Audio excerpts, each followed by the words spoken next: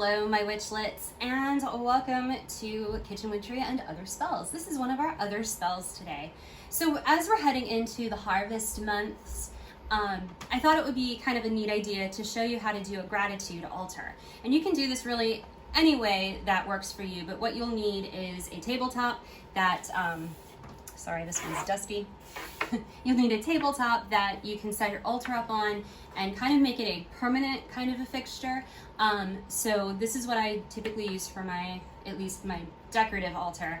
And we're going to start by putting an altar cloth on top here. So this altar cloth is literally a fat quarter, and I've chosen gold, which represents prosperity, health, etc. You can use red, which is for energy and energizing your space, or really any color that speaks to you is really okay.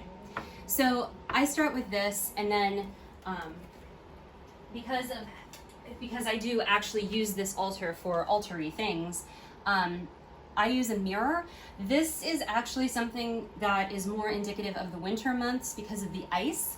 It reflects the ice, but I like mirrors in general, and I think it's a wonderful way to reflect the energy that I put into my spells and into my altar and my prayers and everything. So I use this. Plus it gives me a separate space for everything that I need.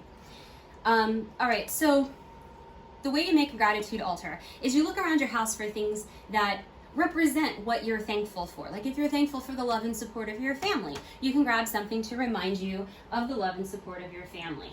For example, we're not picture type people really, so I don't really have any pictures of Cameraman Ken, but I do have a pair of his broken reading glasses. So I can put those on my altar because that reminds me of his love and support, and the fact that he's standing behind the camera right now making sure that I'm in frame and everything looks good. Another thing that I'm thankful for. I'm thankful for the memories I have of my friends, especially this one.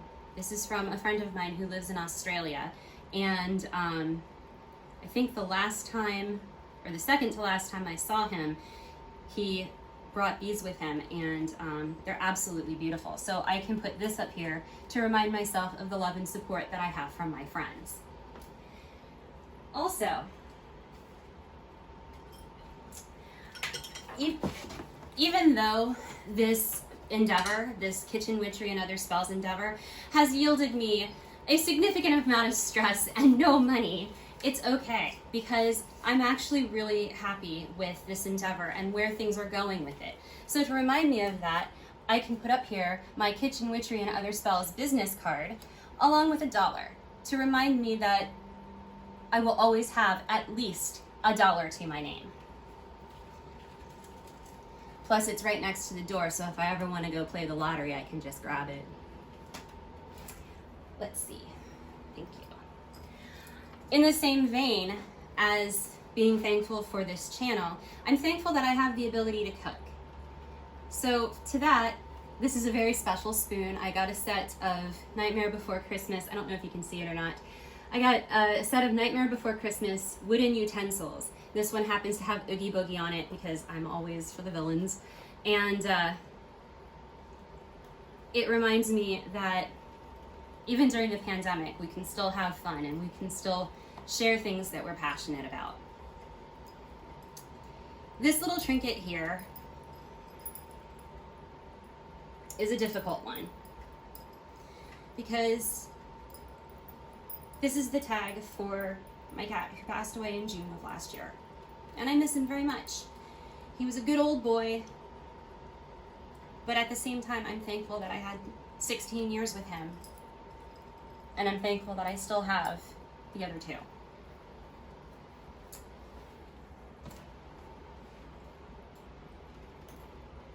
I also have this wonderful spider. I love spiders so much, and my sister knows that I love spiders. This is Lucas the spider. And so my sister sent me that for my birthday. And it was one of the best birthday presents ever. Coupled with that, Cameraman Ken gave me this wonderful I can't even see to do it right. This wonderful crystal solar system where the planets are just kind of, here, let me bring it closer to the camera. The planets are just all in there on their orbits and everything. And it's just so beautiful and so amazing. And it speaks to the fact that he knows my history with science. And he knows how much I love science and astronomy and all of that, and how much I love decorative art like that. So these are the things that remind me of all of the things I have to be thankful for and grateful for, especially during this time of year and especially during the pandemic that just seems to never end. So to that end, I have an offering of the first harvest potpourri along with some water in my very favorite mug that broke, for whatever spirits wish to come and partake of the thankfulness that I have to offer. They may sip and dine. Although I don't know that they'd necessarily want to eat this, but they can if they'd like. And that is basically how you go about making your gratitude altar. You don't need to add the water. I do because I like this mug and I need to give it a use because I can't use it for my coffee anymore. And of course, this is, like I said, the first harvest potpourri, which is one of the first things that I started making for this channel because of the suggestion of cameraman Ken to do something for the and other spells part of it.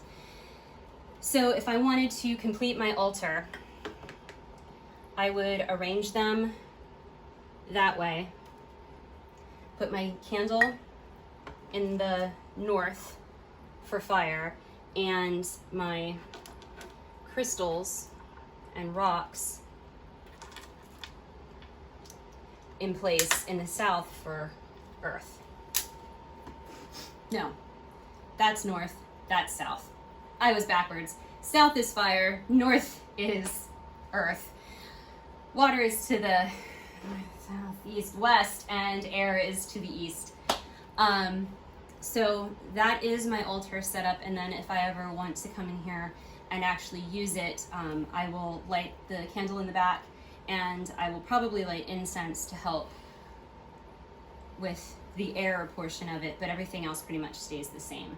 Either that or I use a seashell, this seashell for water. There's a lot of different things you can do. You just need some type of symbolism that speaks to you. And so that's what speaks to me.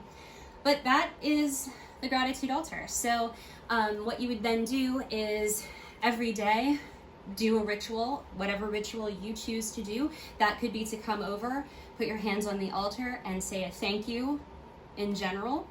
You could come to your altar and you could say a prayer to your deity of choice, be it Jehovah, be it Odin or Hestia or Thor or Loki or whomever. Say a prayer to your deity of choice, telling them how appreciative you are of the things they've brought into your life to bless your life.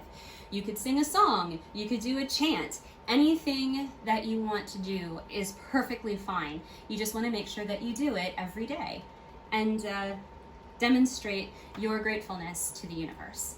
So I hope you enjoyed today's video. It's a bit of a long one, but I hope you enjoyed it as well. Anyway, go ahead and hit that like button or hit the dislike button, whichever tickles your fancy. Leave me some comments. Let me know what you think. Let me know how you did your altar, and we'll see you next time.